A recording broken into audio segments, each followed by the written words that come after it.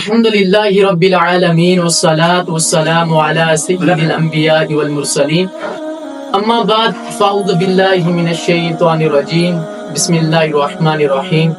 الحمد للہ، اللہ تعالیٰ کا لاکھ لاکھ احسان کہ ہم نے دین کی خدمت کے لیے ایک یوٹیوب پہ چینل کریٹ کیا ہے۔ الحمدللہ ہم باقاعدہ سے اس پہ ویڈیو بھی اپلوڈ کرتے رہیں گے، اور اس سے ہمارا مقصد صرف یہ ہے کہ امت مسلمہ کو ہدایت نصیب ہو، اور اللہ تعالی ہمیں یہ توفیق عطا فرمائے کہ ہمارے بیانات کے ذریعے کسی ایک کو ہدایت نصیب ہو جائے۔ الحمدللہ شروع سے تو ہمارا یہی مشن ہے کہ کم از کم کسی ایک کو ہماری وجہ سے ہدایت نصیب ہو جائے۔ اللہ تعالیٰ سے دعا ہے کہ اللہ تعالیٰ ہمیں استقامت نصیب فرمائے، اللہ تعالیٰ ہمیں بھی ہدایت نصیب فرمائے، اللہ تعالیٰ تمام امت مسلمہ کو ہدایت نصیب فرمائے۔ اللہ تعالیٰ قرآن کریم میں ارشاد فرماتا ہے فَاسْأَلُوا أَهْلَ الذِّكْرِ إِن كُنتُمْ لَا تَعْلَمُونَ۔ اللہ تعالیٰ کا فرمان ہے کہ تم اہل علم سے، اہل ذکر سے پوچھو اگر تم نہیں جانتے۔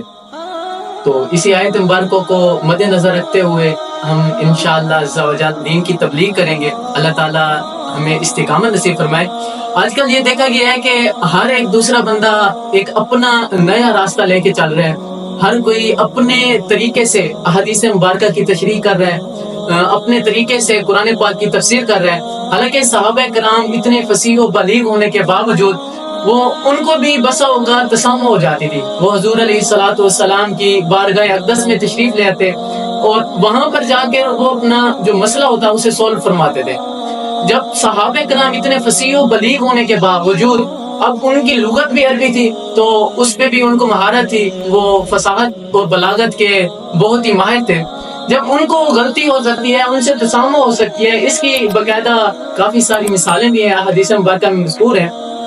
صحابہ کرام سے تسامح ہوئی ہے، تو جب صحابہ کرام سے تسامح ہو سکتی ہے تو ہم سے غلطی نہیں ہو سکتی۔ ہم اپنے ذہن کو لے کر ہم حدیث مبارکہ کی تشریح کر رہے ہیں، ہم اپنے ذہن سے قرآن پاک کی تشریح کر رہے ہیں، قرآن پاک کی تفسیر کر رہے ہیں۔ انشاءاللہ چند ایک باتیں ہیں جنہیں ہم ڈسکس کریں گے آج۔ بس اوقات یہ ہوتا ہے کہ ہم جو چیز شریعت کے اندر نہیں ہوتی ہم اس کو عین شریعت قرار دے دیتے ہیں، اور بس اوقات ایسا ہوتا ہے کہ جو چیز شریعت میں ہوتی ہے ہم اس کو شریعت سے باہر نکال دیتے ہیں۔ اب یہ ایک انداز ہے جو ہمارے اندر رائج ہو چکا ہے، حالانکہ یہ انداز غلط ہے۔ اب بعض ایسی مثالیں ہیں جن کو صرف مستحبات کے اندر لکھا گیا ہے، لیکن ہم نے اتنی شدت اختیار کی ہے کہ ہم نے ان مستحبات کو فرائض قرار دے دیا ہے، اور چند ایک ایسے فرائض و واجبات اور ایسے سنت مؤکدہ ہیں جن کو ہم نے بالکل ترک کر دیا ہے، ہم ان کے نزدیک نہیں جاتے۔ اور ایسے اختلافی موضوعات جن سے ہمیں بالکل بھی کچھ فائدہ نہیں ہوتا، صرف ہم ایک دوسرے کے ذہن میں نفرت پھیلا رہے ہوتے ہیں، ہم ان کو لے کے آگے چل رہے ہوتے ہیں۔ حالانکہ یہ ایک غلط انداز ہے کہ جو چیز اب عین شریعت ہے نہیں ہم ان کو عین شریعت قرار دے رہے ہیں، اور جو چیز شریعت میں ہے ہم اس کو کل معدوم کر رہے ہیں، ہم اس کو معدوم کی طرح پیش کر رہے ہیں، اور ایسی چیز جو ہمیں بالکل نفع نہیں دے رہی۔ اب اختلافی موضوعات ہیں، ان میں سے مشہور بھی ہیں چند ایک جو اختلافی موضوعات پر بحث کی جاتی ہے، تو اس سے صرف ایک چیز حاصل ہوتی ہے، اور وہ یہ ہے کہ ایک دوسرے کے دل میں نفرت پیدا ہوتی ہے۔ اور اس سے یہ ہوتا ہے کہ جب ہم ایک دوسرے کے ساتھ بیٹھ کر اختلافی موضوعات پر بات چیت کرتے ہیں تو صرف ہم نفرتیں پھیلا رہے ہوتے ہیں۔ اس سے یہ ہوتا ہے کہ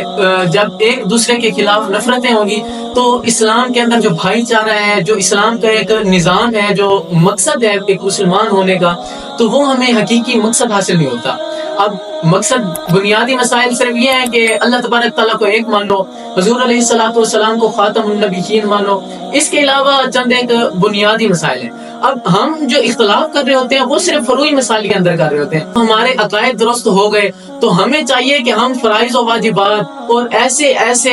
ہم کام کریں جس سے ہمیں قربت حاصل ہو۔ حدیث قدسی میں ہے، اللہ تبارک تعالیٰ ارشاد فرماتے ہیں کہ میرا بندہ فرائض کے ساتھ اتنا میرا قرب حاصل نہیں کرتا جتنا نوافل پر عمل کر کے، نوافل کو ادا کر کے وہ میرے قریب ہو جاتے ہیں۔ اب اگر ہم اس کو مد نظر رکھیں تو ہمیں یہ چاہیے کہ ہم فرائض و واجبات تو ہم نے ادا کرنے ہیں، وہ لازمی ہے، اس کے ساتھ ساتھ ہم نوافل پر فوکس کریں بجائے اس کے کہ ہم اختلافی موضوعات پر بحث کرتے ہیں، کیونکہ اگر ہم نوافل ادا کرتے ہیں تو اس کا کم از کم یہ فائدہ ہے کہ ثواب تو ملتا ہے، لیکن اگر ہم اختلافی موضوعات پر بحث کرتے ہیں تو اس سے تو ایک نفرت پھیلانے کے اور کوئی ہمیں مقصد حاصل نہیں ہوگا۔ تو اس چیز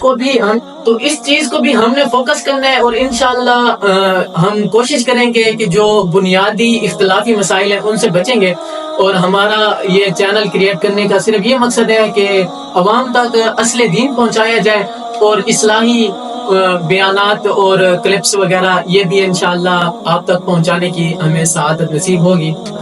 اور اسی بات کو مد نظر رکھتے ہوئے ایک ٹیم کی طرف سے ریکوائرمنٹ آئی ہے، تو وہ بھی ساتھ میں عرض کرتا چلتا ہوں۔ انہوں نے لکھا ہے، السلام علیکم حضرت، آپ نے ماشاءاللہ یوٹیوب پہ دین کی خدمت کے مقصد کا کام الحمدللہ اس کا آغاز کر لیا ہے، تو میرا سوال یہ ہے کہ آپ نے یہ چینل کس موضوع پر بنایا؟ ہاں، یہ سوال میں اس کا جواب پہلے میں عرض کر چکا ہوں کہ ہمارا چینل بنانے کا صرف مقصد یہ ہے کہ اصلاحی اور اس طرح کے جو فضائل پر مشتمل بیانات اور کلپس وغیرہ ہوں گے یہ انشاءاللہ بیان کریں گے، اور ہمارا جو اصل مقصد ہے وہ یہ ہے کہ عوام تک اصل دین پہنچایا جائے، کیونکہ آج کل عوام کی اصل دین سے بہت زیادہ دوری ہو چکی ہے۔ تو اسی موضوع کو مد نظر رکھ کر ہماری یہ ٹیم کی کاوش ہے کہ ہم نے یہ چینل کریٹ کیا ہے، اور انشاءاللہ اسی موضوع کو مد نظر رکھ کر ہی ہم آگے چلیں گے۔ ساتھ میں ایک مزید سوال کیا گیا ہے کہ حضرت میرا سوال یہ ہے کہ صحابہ کرام کے مبارک دور میں ان کو جب مسائل در پیش آتے تھے تو وہ کس طرح حل تلاش کیا کرتے تھے؟ نیز یہ کہ ان کے اندر فقہائے کرام یا مفتیان کرام بھی موجود تھے، اور ایسا کیوں ہوا کہ 99% امت صحابہ کرام کو چھوڑ کر اماموں کی پیروی کیوں کرنے لگے؟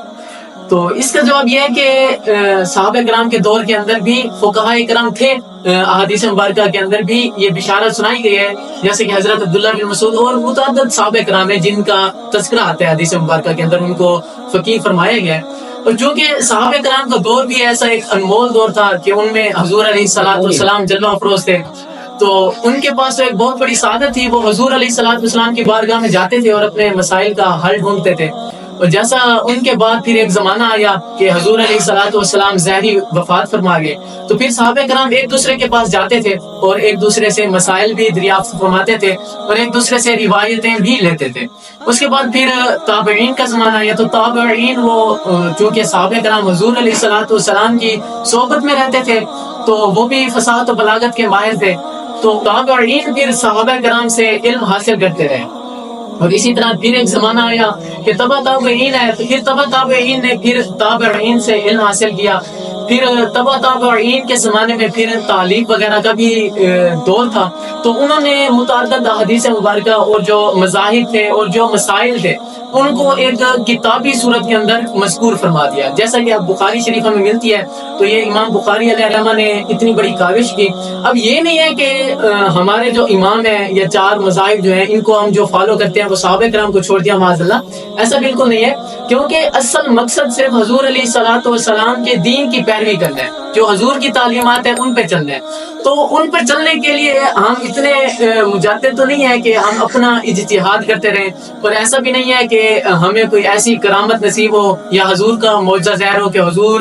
آئیں اور ہمیں خود بخود احادیث مبارکہ کا علم دیں۔ تو اس کے لیے ہمیں صاف ظاہر ایک چین کی محتاجی ہے۔ وہ چین ایسے کہ حضور کے زمانے میں صحابہ تھے تو انہوں نے اپنے سینے کے اندر محفوظ فرمایا علم کو، پھر صحابہ کرام کے بعد تابعین تھے تو انہوں نے صحابہ سے سن کر محفوظ کیا، پھر ان کے بعد تبع تابعین تھے تو انہوں نے تابعین سے سنا، ایسا کر کے مطلب حضور کی تعلیمات کو ہمارے اماموں نے ایک کتابی صورت کے اندر بند کیا۔ تو ہمارے علماء کرام یا ہمارے اماموں نے جو آگے ہمیں تعلیمات دی ہیں وہ صرف حضور علیہ السلام کی تعلیمات ہیں۔ ہاں چیز یہ ہے کہ سارے اماموں نے اپنا اپنا اجتہاد کیا، کیونکہ وہ مجتہد تھے تو ان کا اجتہاد کرنا بھی بنتا ہے، اور مجتہد کی احادیث مبارکہ کے اندر بھی بشارت دی گئی ہے کہ مجتہد سے اگر خطا بھی ہو جاتی ہے تو اسے اس پر بھی ثواب دیا جاتا ہے، کیونکہ وہ مجتہد تھے تو انہوں نے اجتہاد کیا ہے۔ اب صاحب زیر ہم سے تو ان کے پاس زیادہ علم تھا، تو اگر انہوں نے کچھ لکھا ہے تو انہوں نے ساتھ میں ریفرنس بھی دیا ہے، تو انہوں نے حضور علیہ السلام کی جو تعلیمات ہیں اسی کو آگے ہم تک بیان کیا ہے۔ تو ہمارے اب ذہن اتنے تو نہیں ہے کہ ہم امام اعظم ابو حنیفہ کا مقابلہ کر سکیں، اللہ تعالیٰ ہمیں اس سے محفوظ فرمائے۔ ہمارے ذہن میں اتنی وسعت نہیں ہے جتنی ان کے ذہن میں ہے۔